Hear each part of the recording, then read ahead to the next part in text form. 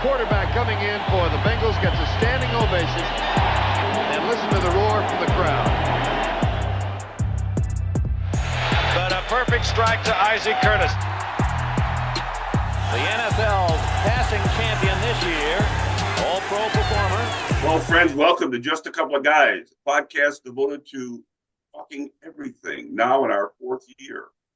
Your host, our trusty legal advisor, Pat Crimmins, and yours truly, Ray Rogina. Today we engage one of the Fox Valley's most notable sports figures, Ken Anderson, former MVP quarterback of the Cincinnati Bengals, who played in the 1982 Super Bowl game against Joe Montana and the San Francisco 49ers. Pat, you and I are old enough to have watched the exploits of Ken Anderson. In my opinion, you need to see him in the Hall of Fame. Well, I'm a Raider fan, and until Jim Plunkett gets into the Hall of Fame, I have a bias. But he does have the statistics. He did play in a Super Bowl. He's a wonderful guy, and he has the stats. So I don't know. There are other people ahead of him, but yes, I think he does belong there. Well, I won't disagree with you about Plunkett. I won't disagree with you about Plunkett one iota. I think both deserve to be in the Hall of Fame. They're both Hall of Fame quarterbacks. I watched them both. They were tremendous, and right. So. Well, the question, I think is, if you don't win the Super Bowl, can you get into the Hall of Fame? And then you just look at Dan Marino, and that shouldn't be the line. That can't be the line, because Dan Marino obviously had a wonderful career, and he's in the Hall of Fame. So, why are they treated differently than cornerbacks or linebackers or offensive tackles? So, I think that he deserves consideration, no doubt. We'll talk to Ken about his playing days, and also about coaching, retirement, and growing up in Batavia, Illinois. All of that after we give one of our fine sponsors a chat with you. We'll be back shortly. Hello, friends. This is Ray Rogina. Elgin Symphony Orchestra tickets are on sale now.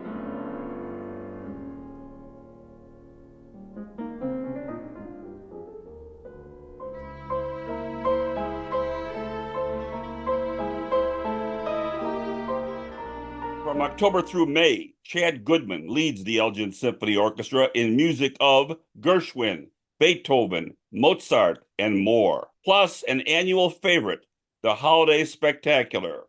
Tickets start at just $20. Order yours online anytime at elginsymphony.org. Well, we're back, and very, very pleased today to have with us a former NFL legend. I say legend. I think he belongs in the Hall of Fame, but he's certainly in the Hall of Fame in Cincinnati Bengal fans' eyes, and more importantly, Batavians' eyes. Growing up as a Batavian, our friend Ken Anderson. Welcome, sir. Nice to have you here today. Well, thank you for having me. It's always nice to talk to people from back home. Well, speaking of back home, I think it's a very appropriate and good to talk about growing up in Batavia. And I sat down and developed a kind of a laundry list of people I know for a variety of reasons. They were classmates, they were friends, and in some cases they were neighbors right across the yard or whatever the case may be. I'm going to throw these names out here, and I'd like you to just comment on perhaps each and every one of them in a capsule way. Dan Issel, Hall of Famer in basketball. I tell you, Dan, he was a year older than I was, and our backyards went together. And so we kind of played all sports growing up together, and basketball, baseball. He was a first baseman. He played football, up until his senior year in high school. And the thing I remember most about Dan is when we played basketball, he could have scored 50 a game if he wanted to. But he was an unselfish teammate that made sure we were all included in that. And I always appreciated that about him. Well, we had him on the podcast here a while back. I think I sent you a copy of that. And he was just a pleasure to talk to. And I think what you just said is reflective of how he presented himself on the podcast. I can't help but throw out the 12-term mayor of Batavia. I was associated with him for a while myself. Jeff Shelke. Classmate. And I every time I see him, I tell him the mayor's job of Batavia must be the worst job in the world because nobody else must want it for you to keep getting reelected. So that's kind of how I feel about Jeff. How about Byron Von Hoff, who was drafted by the Mets and did have a stint in minor league baseball? A real tragedy, in my opinion, because that was, at the time when they instituted the draft for Vietnam. And, if you were a professional athlete or had thoughts of being a professional athlete, I know the Bengals, all the NFL teams I had a very low lottery number. So I was going to get drafted. And they said, get in, the Army Reserve or National Guard, on your own. We can get you where we want to get you. But there was a lot of pressure because they didn't want professional athletes, having priority over anybody else. And so Byron was in a National Guard unit in Joliet, Illinois, and he got me in his unit. But Byron, he was with that era with Tom Seaver and Jerry Kuzman, all those young Mets pitchers who were great in '69, and Byron missed spring training with those guys because he was doing his 6 months active duty for the National Guard. And when he got done, they tried to rush him through spring training to get him up there with those guys, and he threw out his arm and his career was over. So, who knows what could have been had the Mets taken better care of him.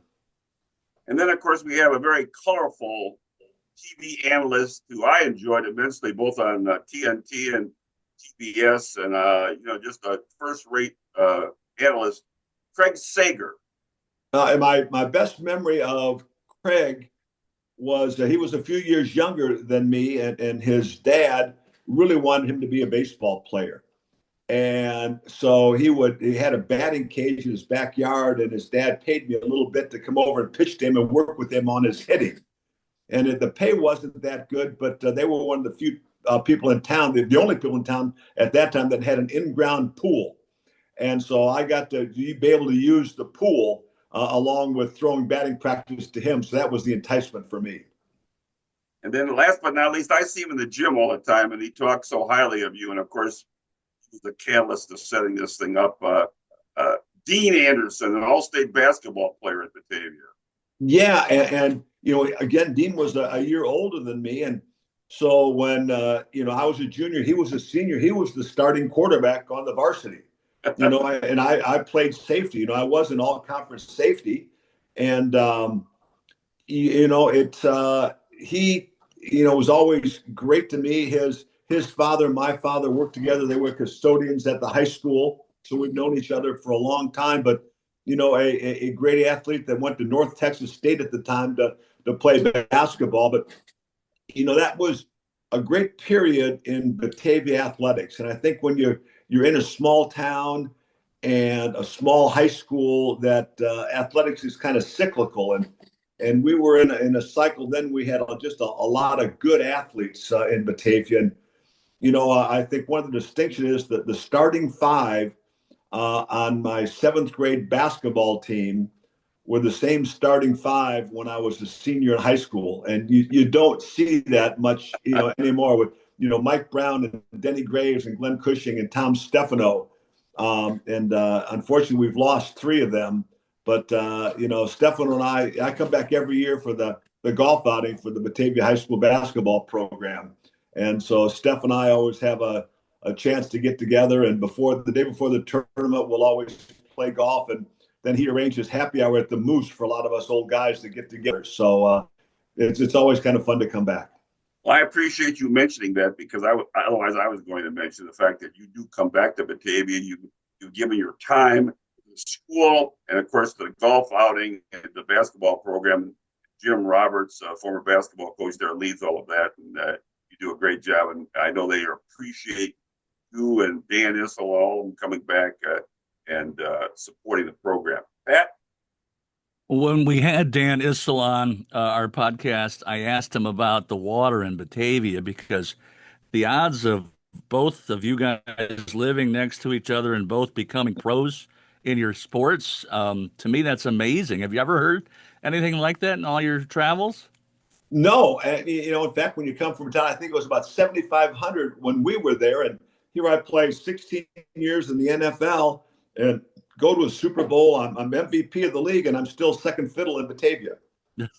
That's right.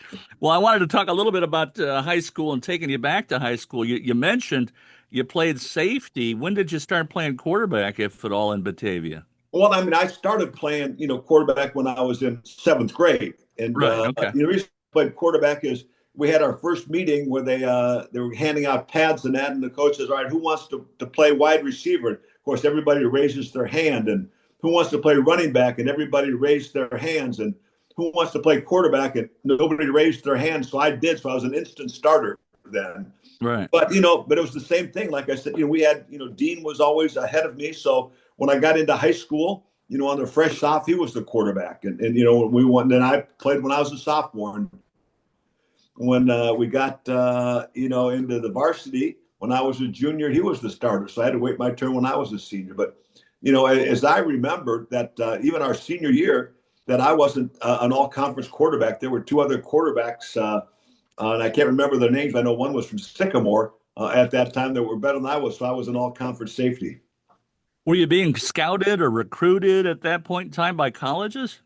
Not for football, basically, but I was, when I was 16, my driver's license said 5'5", 155 pounds. So I didn't get my growth spurt till I got into college a little bit. So, I always thought my favorite sport was basketball. I always thought my best sport was baseball, and you kind of played football, in the fall to get you to the basketball season. Right. Because again, when you're in a small town, all the coaches tend to coach more than one sport, and so they keep the numbers up. If you wanted to play basketball or wrestle, you had to go out for football or cross country.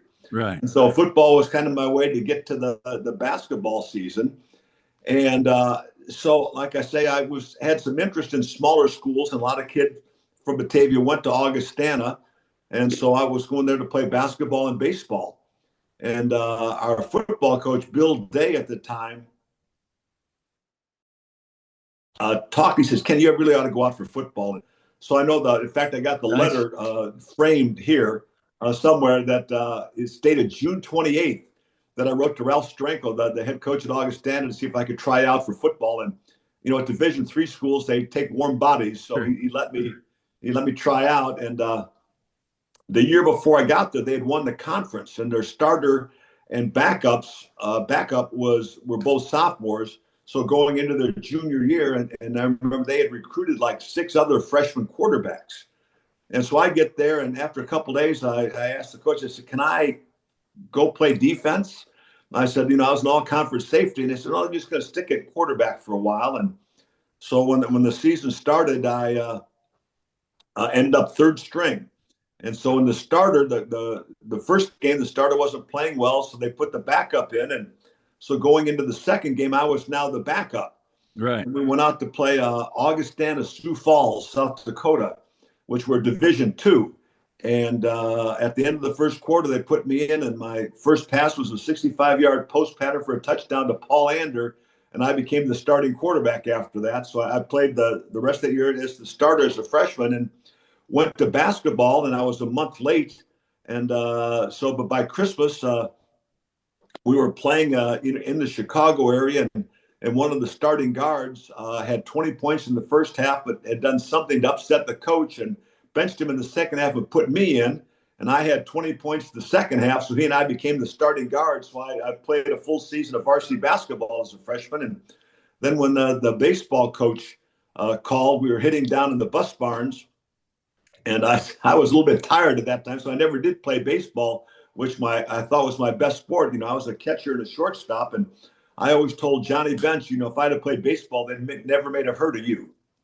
That's right. That's right. Now, the other sports allowed you to play football or play baseball or basketball. There was no infighting, and there was no I want them clean. I want them just to focus on football. Well, no, again, we're talking Division III here. So, that was, a big difference for me. And, and I wouldn't trade that experience for anything.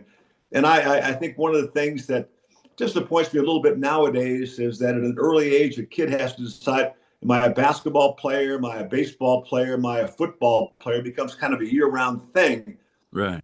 And I always said that, playing multiple sports helped me be a better quarterback. As I said, I was a catcher and a shortstop. So I learned from a catcher that overhand throwing motion so the ball doesn't tail when you're trying to throw out a runner at second base. And then playing shortstop, I learned different arm angles to throw the football depending on what the play dictated. And all the footwork drills, you have in basketball, made me a better quarterback. So, Right. like I say, that I always, thought that growing up and having the ability to play more than one sports made me better at football. I think I agree with you, but the advent of AAU and the money that it costs to put your kid into a sport. No, and then as soon as football ends, you got your weight program, and then in the summer you got your 7-on-7 leagues, and you said basketball AAU, and baseball you've got your traveling teams, and then you got your private lessons in the off season, and all. So it, like I say, it's I think kids miss out on so much not playing more than one sport. Did you ever yield the starting quarterback position once you took it? No. In high school? No. And once I got to Augustana, I was the starter for 4 years, and I started on the basketball team for my first 3 years, and then my senior year we were on quarters. So after the football season, I dropped out after the fourth quarter or the first quarter because I was scheduled to go on my active duty for the National Guard, and I wanted to try to get that out of the way, before the draft. But for some reason, it got delayed, and the NFL draft was in January in those days. So once they were drafted, I moved to Cincinnati right away and started working with Bill Walsh. Well, let me talk about that a little bit. Did you have any contact with the NFL before the draft? Anybody talk to you? Scouts, anything like that? Well, a lot of people came by in the off season, and worked you out. It was kind of funny, as I think we all remember Jack Brickhouse, the famous Cubs and Bears announcer. Well, hey. Heck yeah. But his daughter was in my class at Augustana. So he always came out for Parents Weekend every fall, and it was always around a football game. And I see. he came out, and my freshman year went back and told George Hallis, he said, I think there's this kid, you got to look at it out at Augustana. He's a freshman. He's going to be a pretty good quarterback. And every year he would come out and give the reports back, and they must not have trusted him because I think the Bears were the only team that didn't come out and scout me. Really? But I know when I played, Mike Brown came out to Rock Island and scouted me. Bill Walsh, during the football season, our coaches went out on Saturdays and scouted. And he came to Waukesha, Wisconsin, and saw me play against Carroll College, and then went to Cleveland for the Bengals game the next day. Wow. And then before the draft, Bill came out to Rock Island and worked me out in the gym. Well, back in the day, as I recall, as being a kid, of course, because I'm so much younger than you guys, the draft was no big deal. Obviously, there wasn't an ESPN. It wasn't a big deal. I would read about my team's picks in the paper. I had no idea who these guys were. So once you're drafted, how do you hear about it? And you said you went to Cincinnati right away, huh?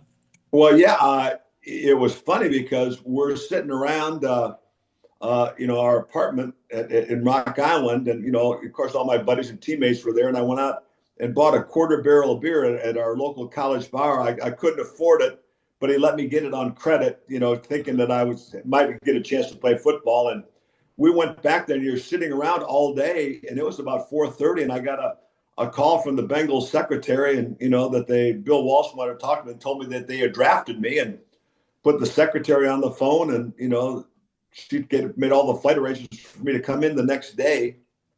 And then I got down there and, went out to dinner with Mike Brown and Bill Walsh. And we went back after that to negotiate my contract at the stadium about 10 o'clock at night. And I remember Mike offered me a 3-year contract for $18,000, $20,000 and $22,000 and a $7,500 signing bonus. And I remember thinking, okay, I'm okay with the $18,000 a year. I had a teaching job lined up at New Trier High School, and my uncle said, that's only going to be for $5,000. But for some reason, I said I wanted a $10,000 signing bonus. And Mike pulled a check out of his pocket, already made out to me for $7,500. Said, "This is what you're going to get." And I said, "Fine. Where do I sign?" So, like I said, I went back, and like I said, I wasn't in school at that time, so I went and got an apartment in Cincinnati and spent the off season, which was probably the best thing I ever did, because meeting with Bill for 3 days a week and getting a chance for him to install the offense with just me there and going out and give me the basics of what he wanted me to be as a quarterback, I think really shaped my future. Well, I wanted to talk a little bit about that. You got Paul Brown as your head coach, is that right? That is correct for my first 5 years. And, Yeah. So what was that like, look, working with Paul Brown and Bill Walsh? well, Paul was already a legend. I mean, going into his office when I first went down to sign, and there's a big rug in front of his desk that was a tiger skin rug with the head still on it. That was pretty impressive. And of course, Yeah. you knew all about him, but Bill Walsh wasn't the genius back at that time. I mean, he was just kind of, He was he came to the pre-genius, Bengals yes. in 1968, and was kind of developing the West Coast offense. And all of a sudden, I got a chance to play, I think 4 games my rookie year when the starter was hurt, and then became the starter in the second year. And that's, I think, when the West Coast offense really started to take shape. Did you sense with your contact with Bill Walsh, both as a college player and then when you got drafted, that he was going to become something special? Did you sense that? Well, I didn't know. I mean, it was such a different deal going from a Division III school to the NFL. It's not like I was playing at Illinois or Notre Dame or Northwestern, something like that in the Big Ten. But, so I was kind of just a clean slate that he, could kind of mold me to what he wanted me to be. And when we started off learning drop, I mean, I was just literally standing in place, moving my feet and getting my arm to go at the same time. And then it was walking back and then jogging. And so, we took a month learning the fundamentals, but that carried me through, my whole career. Was Cincinnati the first team to use the West Coast offense in the NFL? Well, it was kind of designed out of necessity a little bit. They were an expansion team, and everybody thinks it's kind of a dink and dunk offense, but it was using the field, not only vertically but horizontally, making it cover the whole field. And Bill, the West Coast offense was kind of a system as well of how you called formations, how you called protections, how you called plays. I know Bill was really one of the first guys that, as basic as it seems, was timing the quarterback's drop with the depth of the wide receivers and having a progression to go through. So, there's, on the first step, I knew if my first guy was going to be there, by my first hitch, I'm already number 2, and the second one to number 3, and then it's time to find a flare control. So it was a precision offense, and, it worked pretty well for us. Right. Ken, in 1975, you guys at 11-3 mark, and you made the playoffs. And that year, you did receive the NFL Man of the Year award, which is now the Walter Payton Award. And it's been said, and I've read this, that you have indicated this is perhaps your most special award. Why don't you talk to our audience a little about why that's so? Well, I think, that award was not only for what you've accomplished, on the field, but what you've done off the field. And I was involved in a lot of things, in my career. And at that time, I was, heavily involved with Easter Seals. And they used to have the Easter Seals telethon. I was on their board for a while and did a lot of those things. And so I think, and I'm really proud that I was the first one of the Bengals to win it, and several have won it since then. But I think it's just a tradition of Cincinnati that all the guys in the football team, even to this day, and what Joe Burrow does and what Sam Hubbard has done, doing the best to make the community that you live in, a special place, a better place. And I was happy to have a little bit of a part of that. And as I said before, you take that concept and you actually bring it back to Batavia as well, year after year, and you're to be so commended for that.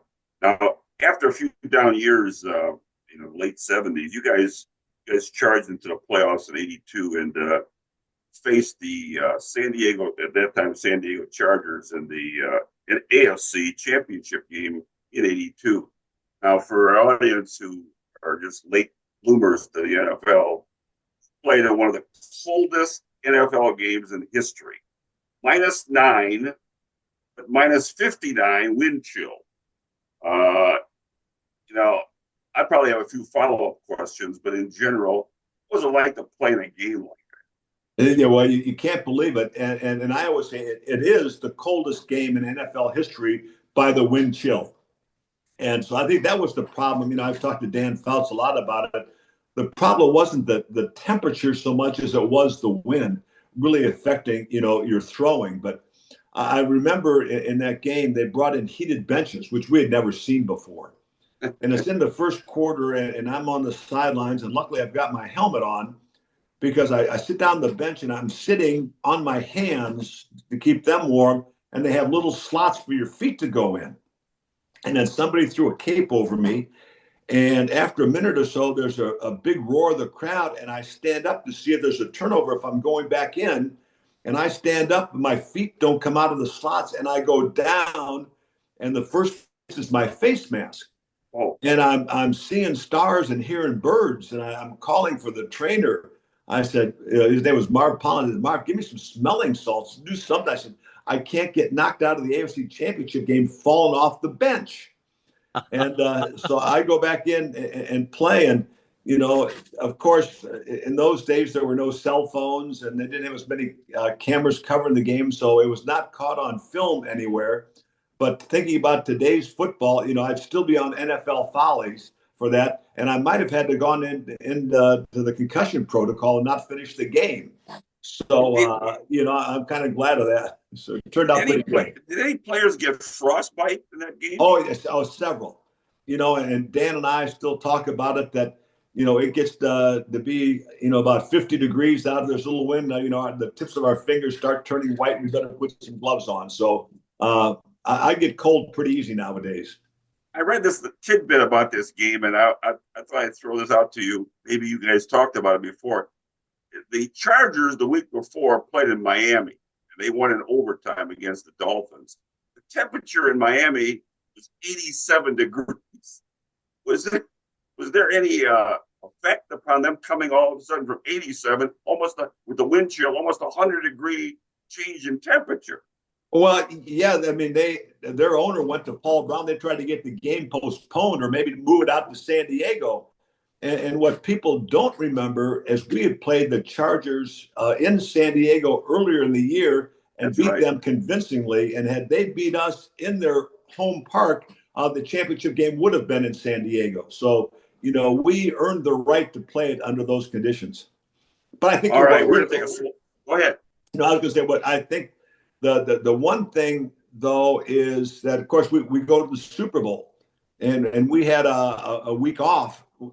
Before we went up to Pontiac, we were still practicing that week, but we stayed in Cincinnati and tried to practice outdoors, and the conditions were the same. But now you don't have the heaters on the practice field or the heated benches, so you couldn't get a lot done.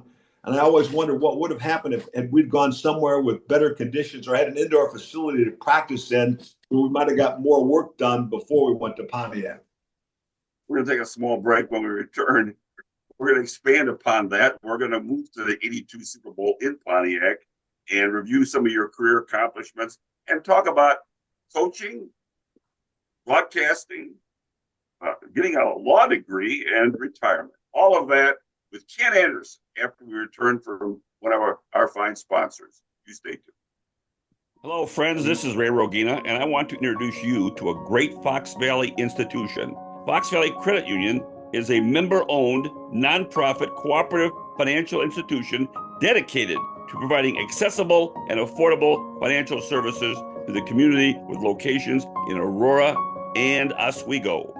Its services include savings, checking, debit cards, money market, IRAs, CDs, and more.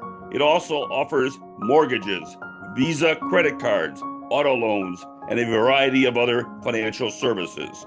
For information on becoming a member, call Fox Valley Credit Union today at 630-859-2276 or visit them online at foxvalleycu.com. former NFL quarterback Ken Anderson, famous from the Cincinnati Bengals in the 70s. Ken, I'm a Raider fan. I used to live in Oakland, California. So you remember the Raiders of the 70s, right? Oh yeah. And in fact, my two moments against the Raiders is that was one of those games. I was playing as a rookie. We went out there, and I think it was the third game I played. And our starter's out with a broken collarbone. So if I don't, we only carry two quarterbacks. So if I get hurt, the punter goes in. So in the first quarter, I drop back to pass and I let it go, and I get hit in the hip by Ben Davidson. And I'm laying on the ground, and I've never been in so much pain in my life. And we had a veteran tackle named Ernie Wright who picked me up by the back of the pants and said, "Rookie, get your ass back in the huddle. You're all we got." Yeah. And so, I finished out, that game. But then in the 1975, we won the division. No, in 1975, we were 11-3, but we were the wild card. The Steelers were 12-2. And so we went out and we played Oakland in the first round of the playoffs. I got beat, I think it was 31-28. And we're going down to try to win the game at the end. It's fourth down. And I can still see Chip Myers breaking wide open. But before I could get it off, I got sacked by Hendrickson. They were outside. Oh, yeah. Ted Hendricks, this mad stork. Kick him in the head, Ted. Yeah, and the game was over. So, yeah, I got a little history with the Raiders. Yes. Well, let's take you to that Super Bowl. You reunite with Bill Walsh. And did you guys talk before the game or get together before the game in any way? Well, I would see him every day because the only place to practice was in the Pontiac Superdome. And so we were practicing in the afternoon. They practiced in the morning. So as we were coming in, they were going out. So he and I always got to say hi, in the hallways there. And I remember, after the game, I had carried my son off the field. And so we were going from the locker room to the buses, and Bill was doing out in the hallway his post-game press conference. And I kind of walked up and waved to him, and he stopped the press conference and came back and shared a few words with my son and I. So I always appreciate him for that. Yeah. Do you feel as though you got cheated because you guys played in a cold weather city as opposed to Miami, or? Well, I think only with the things that surround it. I mean, but you're kind of sequestered. You don't do much anyway, and so you kind of didn't notice it. I mean, we found a little, pizza joint that had some, picnic tables on the inside that we could go and have a couple of beers at night, after our meetings. But there's nothing glamorous about it. And I remember the buses on both teams were late getting to the stadium because they'd closed off. It's all basically one way in, and they had blocked it off for the vice president. I think it was Gerald Ford at the time, for him to get to the game. But no, I mean, it was just, we went out and, we kicked off to them. They fumbled the opening kickoff, and we had the ball in great field position. And, they say the team that scores first has the percentages say that they win the game. Right. And so we go down and we're on the 5-yard line, 3rd and goal on the 5, and in chip shot field goal range from Jimmy Breach, who never missed. And so we're going 3 wide receivers to the left, and we're picking outside in for Isaac Curtis to come underneath. Got the exact coverage that we wanted, and I throw in the end zone, and Dwight Hicks picks it off and runs it out to about the 20, and they take it down and score first. I saw Dwight years later at a celebrity golf tournament and said, "Hey, how you doing?" He said, "I'm surprised you're talking to me." And I said, "Well, I've forgotten about that. I only think about it every day." But he said, "I just want to tell you something. I blew the coverage. I wasn't supposed to be there." So I said, "Well, you rotten son of a bitch." Yeah. And then, we went down and we fumbled 2 kickoff. Well, the next beginning of the second quarter, I hit Collinsworth for a first down inside the 10, and he fumbles, and we lose that one. We had a couple kickoffs that we muffed right before halftime. That gave them an extra 6 points. And so it was just our own mistakes that was costing us, because I think that was the first Super Bowl where the losing team had more touchdowns, more total yards, more first downs than the team that won. It was just, our self-inflicted mistakes that cost us the game. And do you attribute that to that lack of quality practice time that you talked about earlier? Oh, I'd like to make that excuse, but who knows what would have happened? But Right. it was a disappointing loss for sure. Well, it seems like you had a good game regardless. And talk a little bit about those receivers. We all know Chris Collinsworth. We certainly can recall his voice. But you had Isaac Curtis, and who was your tight end? Danny Ross, who set a Super Bowl record at that time, I think, with 11 receptions.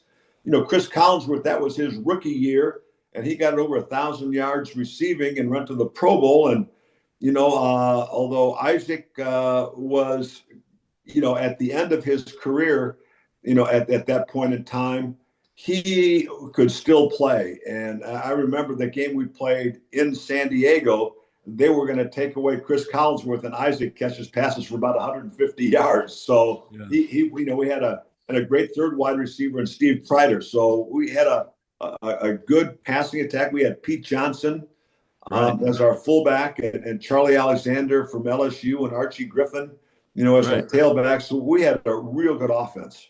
You guys were very good in the 70s, early 80s, as I recall. Did you ever get close to getting back into the game, the Super Bowl? Well, yeah, it went down to we got beat 26-21, and we were driving down at the end. That was the final score, but we drove down, and at about the 2-minute warning, we scored. So I threw a touchdown pass to Danny Ross to make it a 6-point game, and we couldn't recover the onside kick. So it got to be close at the end. But what I meant was, in subsequent years, did you guys get close? Well, no, the next year was a strike-shortened year, but we were still tied for the best record in the NFL at 7-2. And you think you're going back, to the Super Bowl, but we got the New York Jets. We played them, in Cincinnati, and we got beat. And that was kind of the last time we sniffed it till it was Boomer Esiason's turn in 1988.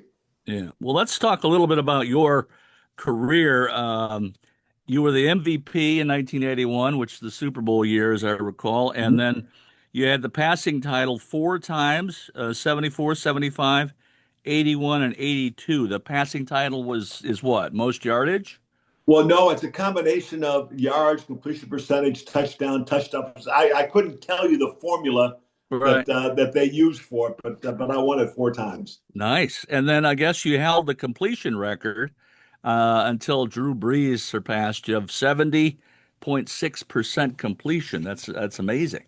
Well, yeah, and he got it, but he didn't play the last game of that year. They had already clinched the playoffs. So I said, if you would have played that last game, I would have still had it. But it would have been. It's still, I think Joe Burrow was I don't know what 77% last year, something like that. So, but it lasted for a long time, which I was pretty proud of. Yeah, I would be proud of that. Ray? Yeah. Ken, you retired, and immediately before you got involved in any kind of coaching, you went to the radio booth for Cincinnati for looks like 7 years, 87 and 93. Reflect upon that a little bit. How was broadcasting football? How did that fit your itinerary, so to speak? Well, it was fun for me. I mean, I do a little. I worked with the morning DJ, and I did the sports reports, and he was a great guy. It was the best job I ever had, except for the first report came at 5:30 in the morning, so it was a 3 o'clock wake up call to get to work. But doing the games was fun because we had a great play-by-play guy. But my roommate Dave Lapham was already doing the games on radio, so for he and I to work together was a lot of fun. Then I started doing some TV work at the same time, and I remember one day Nick Clooney was the news anchor for one of the stations in town, and that had to be George Clooney's father. But he asked me to come in one Monday and do some highlights. And so I did that. And from that on, I kind of was doing some things there. And then the owner of the company, after 6 years, had asked me to become the sports anchor. And I really didn't want to do it. But when the boss asks you to do it, you got to kind of say you're going to do it. And so I know I was just getting ready to start that fall, and I got a call from HBO. They had the show Inside the NFL with Nick Bonacani and Lenny Dawson. Oh, I remember that. They wanted to add a third guy. And I went to our news director, and he wouldn't let me do it. So I was a little upset, and I didn't like, I was not a sports anchor type. And so I kind of made up my mind then that I was, I always wanted to go into coaching. I mean, I thought I was going to be a high school math teacher and football and basketball coach. I'd always wanted to coach. And so I would use that time, doing the radio broadcast to talk to different coaches and saying, if anything comes up during the off season, let me know. And so I left that, after that 1 year of doing the sports at the first of the year. And I was doing a radio show on Monday night after the season. And, the head, Dave Lapham and I had a call-in show. We do it at different local restaurants around town. And of course, the head coach could never do it until after the last game. And so Dave Shula was the head coach, and he came and did the show. And he said, Kenny, are you serious about me going into coaching? I said, yes. Well, come on and interview. I'm going to have a quarterback coach opening. Come in and interview tomorrow. And he gave me the job. So that's how I got into coaching. And you coached for 3 separate NFL teams between 1993 and 2010. The Bengals, of course, Jacksonville, and then my guess, one of your arch rivals, the Pittsburgh Steelers. Yeah, I mean, I was let go with the Bengals after 10 years when Marvin Lewis got the job. And I understood that, the head coach gets the right to bring his own people, and that was not an issue. And then so I got a job with Jack Del Rio on his first staff in Jacksonville. And was a great situation. We had a home in Hilton Head, and we were, 3 hours away. So that was nice for the off season. I thought we'll just ride out the string in Jacksonville, and, I'll retire as a coach there. And then after 4 years, Jack Del Rio, I think in 6 years as a head coach, he fired 19 assistant coaches, and I lasted 4. So I felt pretty good about that. Yeah. And then so I'm looking for a job, and, all of a sudden I get a call from Mike Tomlin. I knew Bruce Arians, who was going to be the offensive coordinator in Pittsburgh, and I knew him, and he had talked to Mike, and Mike Tomlin called me and said, I think I got a good chance to get the Steelers job. Would you come and coach the quarterbacks? And I said, yeah. And of course, he got the job, and I went to work up there for 3 years. And, people gave me a lot of grief for that. And I said, well, I wasn't the one that asked to leave Cincinnati. I was told to leave. So, I mean, I had to get a job and, go into Pittsburgh. And it was the Rooney family treated me great. Coach Tom was a great guy to work for. And our second year there, we won a Super Bowl. So nice. I remember after the game, getting back to the hotel, and I'm waiting for my family to come on the buses there. So I'm in the bar waiting on them. And, Lynn Swan, all the guys come up and said, hey, Kenny, congratulations. He said, you finally won a Super. You got to get a ring. Had to come to Pittsburgh to get it, though, didn't you? So, Ken, we're going to try it here at the end. Pat and I are just going to throw some quick hitters at you. Okay. The quick topics, and have you just comment any way you want to. Let me start by saying, team-wise and individual player-wise, who are your fiercest opponents? Well, I mean, I think it's got to be the Steelers. I mean, of the 70s and 80s, they were, one of the dynasties in the NFL. And you look at a number of the Hall of Famers that they had on it, and the defenses they had were legendary. So, it's got to be the Steelers defense. As far as the player, probably Joe Green. Was a great, another great Hall of Famer. But so I'll give you one story about that. And I knew those guys from Pro Bowls and that kind of stuff. And so 1979 was the worst Bengals team I was ever on. We were awful. We were 0-7, and the Steelers were 7-0 on the way to another Super Bowl. They come into Cincinnati. I think we beat them 34-10, and they didn't cross midfield till the fourth quarter. Chuck Noll told him after the game, if I didn't know you guys better, I thought you threw the game. Well, about a month later, we're playing in Pittsburgh, and we're getting killed, and I'm getting killed. And it's in the fourth quarter, and Joe Green sacks me again. And he's laying on top of me. He says, Kenny, why don't you come in the locker room for a beer after the game? And so at the old Three Rivers Stadium, the locker rooms were right next to each other. So I walked out of ours into theirs, and the first guy I see is Terry Bradshaw, and he's doing his media interviews, and he stops, takes me to the back of the locker room, and they turned off their sauna. I had a garbage can full of beer in there. And so we sit down, have a couple of beers, and I'm feeling better about life, and I go out to catch the buses to go to the airport, and they've left. And I go, oh, man, how do I explain I got fined and had to buy a plane ticket from Pittsburgh to Cincinnati because I'm in the Steelers locker room drinking beer. So I'm running around looking for a cab to go to the airport, and there goes our equipment truck. And so I flag it down. I ride out there, and for some reason, our plane is late getting there, and we could just pull right up to the gate, and the guy lets me in the side door, and the team's standing around. At first, I'm upset. I said, the starting quarterback's not there, and they don't know. And I started to think maybe they know, they just didn't care. It was a plan. So I wanted to talk to you a little bit about the Hall of Fame. Ray talked about it. You've got incredible statistics. You obviously were winning those passing titles and the MVP, and you went to the Super Bowl. What are your thoughts about the Super Bowl? It's my understanding you made the senior spot last couple of times, I think, and you're eligible for it again. Where do you stand on that? I don't know. I don't know what the voters think. I think the quarterback position is the one position that they weight heavily if you want a Super Bowl or not. I don't think any other position is judged by that except by quarterbacks. Right.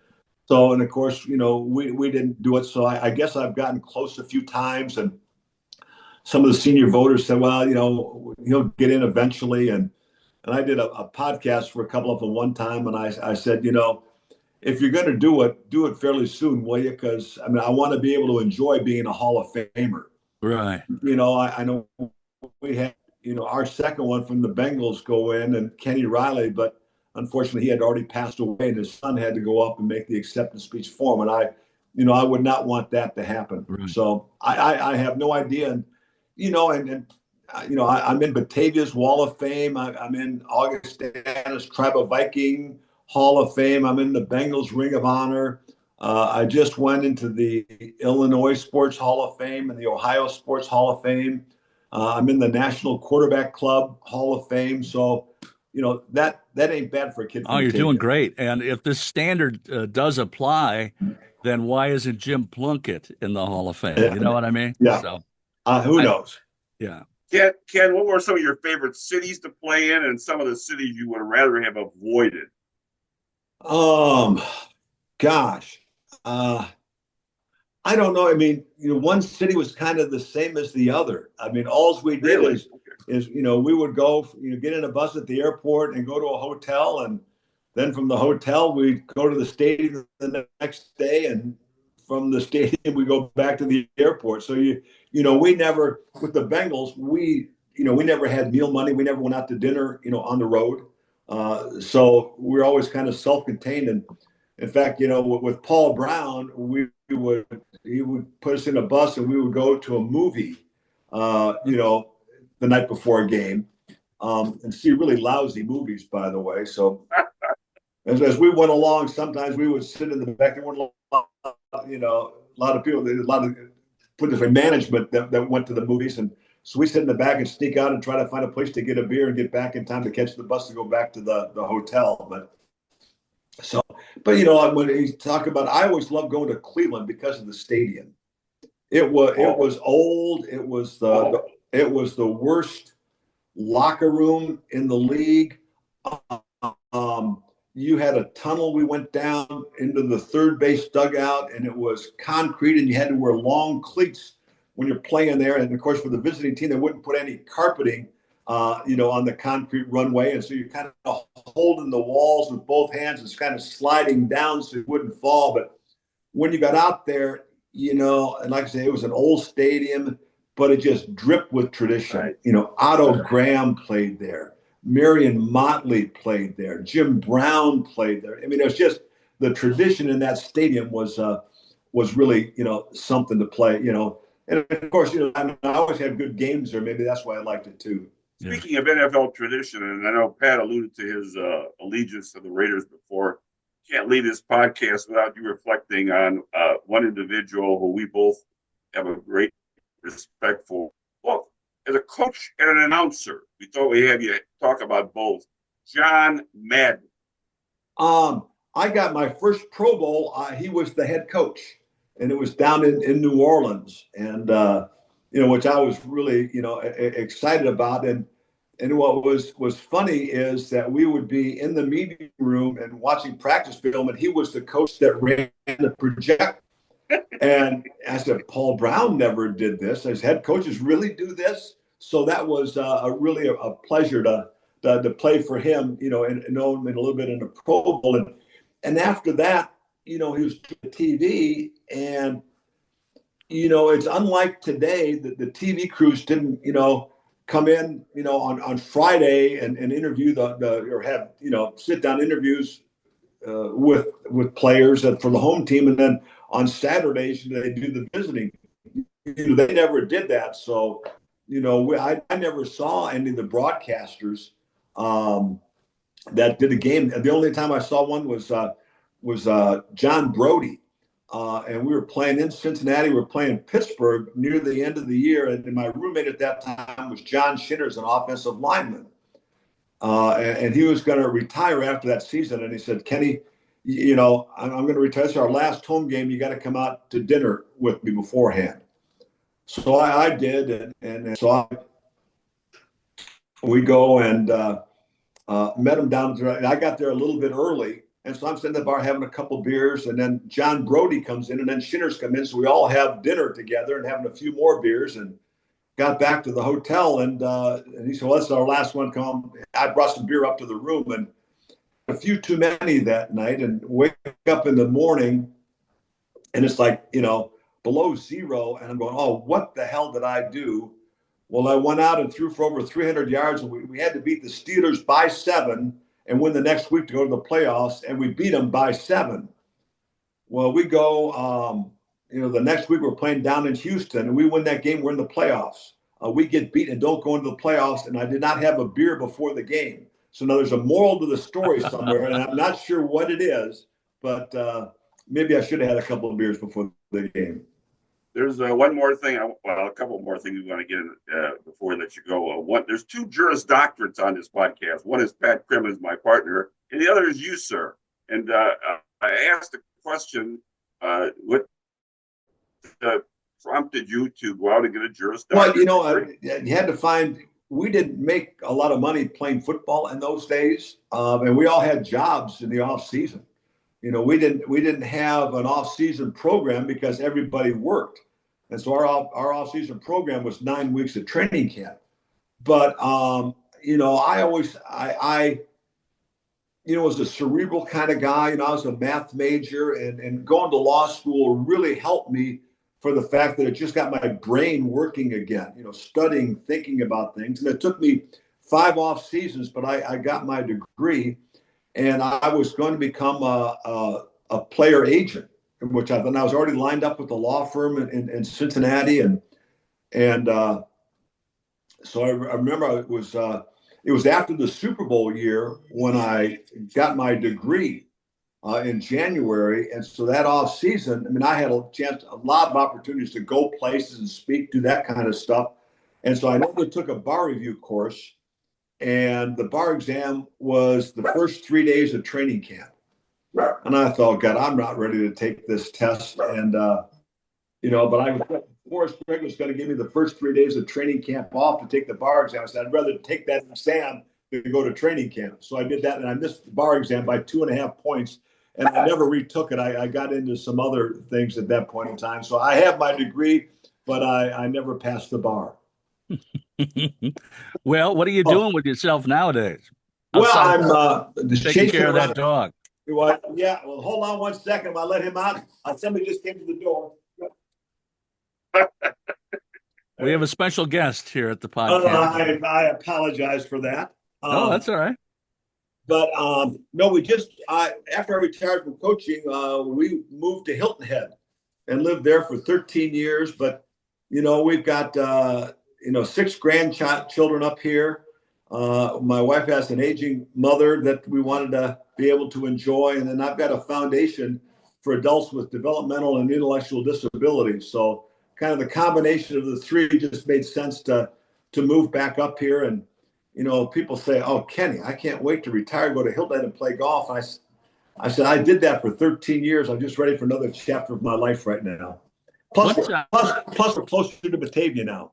Yeah, I wanted one more question, Ray, if I might. I wanted to talk to you a little bit about the NFLPA and how it's treating you guys that played in the 60s and 70s.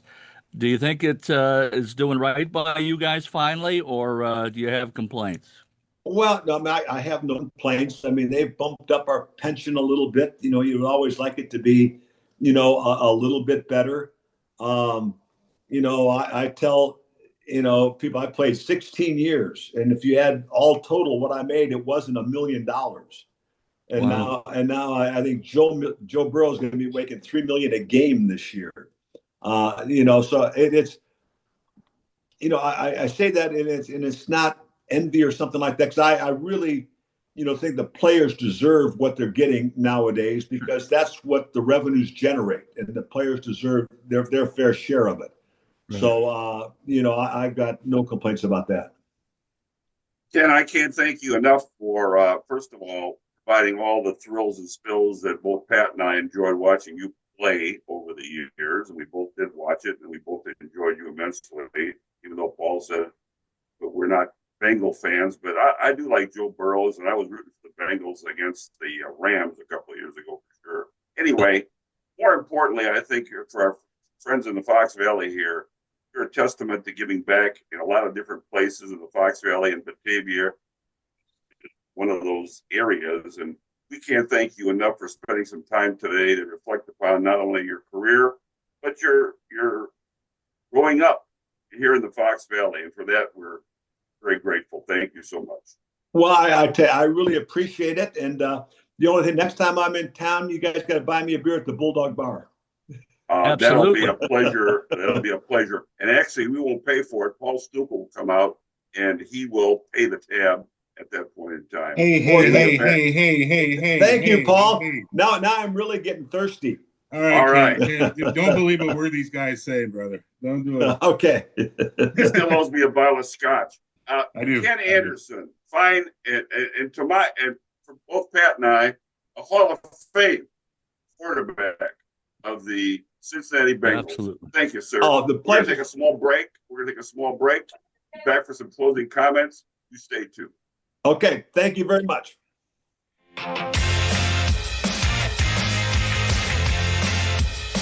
Hello, friends. This is Ray Rogina. Are you looking for the place to be? Voted best live music and entertainment venue by the Daily Herald in 2023?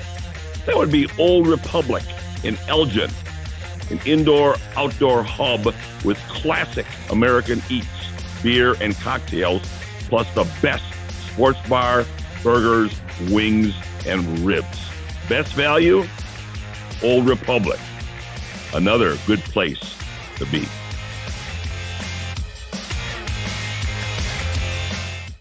Well, we're back, and we're smirking and laughing and having a good time here.